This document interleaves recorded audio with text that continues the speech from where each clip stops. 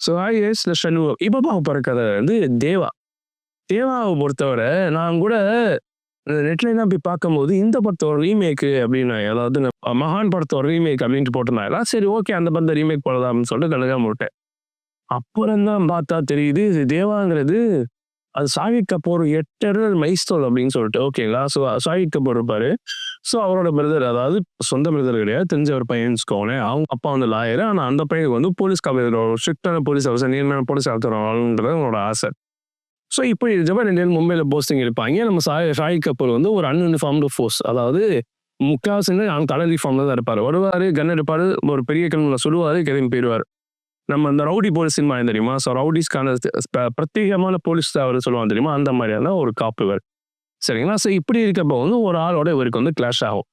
சரிங்களா. ஸோ அந்த கிளாஷ் ஆகிறதுனால என்ன ஆகும்னா வந்து, அவன் வந்து ஒரு ஒரு கைண்ட் ஆஃப் டெரரிஸ்ட். ஆனா அவன் வந்து என்ன பண்ணுவான் அப்படின்னா வந்து, ஆனா அவனை பிடிக்க போறப்பலாம் வந்து ஒரு இன்ஃபார்மர் சொல்லி சொல்லி தப்பிச்சு தப்பிச்சு போயிடுவான்.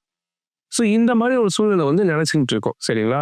ஸோ இப்படி ஒரு பிரச்சனை இருக்கப்ப இவன் ஷாகித் கபூர் வந்து ஒரு ஈவெண்ட் பிளான் பண்ணியிருப்பான். இவன் ரொம்ப பிடிச்சான்ல அப்படின்னு சொல்லிட்டு.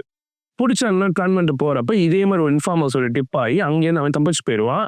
அந்த குடோனை உடைச்சு போன உள்ள போன எல்லா போலீஸ் ஆஃபீஸரும் இறந்துருவாங்க. சரிங்களா. ஸோ இந்த மாதிரி பிரச்சனை அவனை பிடிச்சே ஆகலாங்கிறப்போ அவன் வந்து ஒரு காலனிக்குள்ள இருக்கான். அந்த காலனி இருக்க எல்லாருமே அவனை சப்போர்ட் பண்றாங்க. உள்ள பூந்து அவனை அரெஸ்ட் பண்றது ரொம்ப கஷ்டமான விஷயம்னு சொல்றப்போ, நம்மளால என்ன பண்ண அப்படின்னா, நம்மளால இந்த கூட அந்த தம்பி ஒருத்தன் இருப்பான்ல, ஸோ அவனோட ஜூனியர் மாதிரி.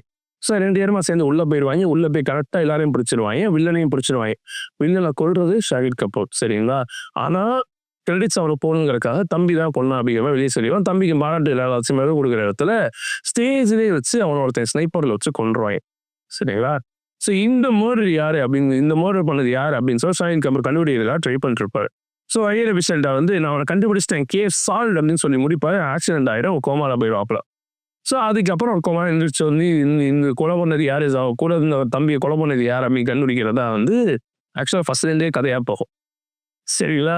ஃபர்ஸ்ட்லேருந்தே கோமால கதை சொல்லிட்டு இருப்பார் ஃப்ரெண்டு. ஸோ இதுதான் வந்து மீதி இருக்க கதை. ஸோ இதான் அவனை யாரு கொன்னா, அதுக்கு பேர் என்ன ஒரு கான்ஸ்பிரன்சி இருக்கு அப்படிங்கிற மாதிரி உங்களோட கதை சொல்றதா வந்து மொத்த படமுமே. ஸோ ஓவரால் படம் பார்க்குறப்ப ஷாகித் கபூரின் எத்தல் சரித்திரம் தான் சொல்லணும். ஸோ இதே மாதிரி நல்ல பாத்திரம் வந்து பார்க்குறது வரைக்கும் பாய்.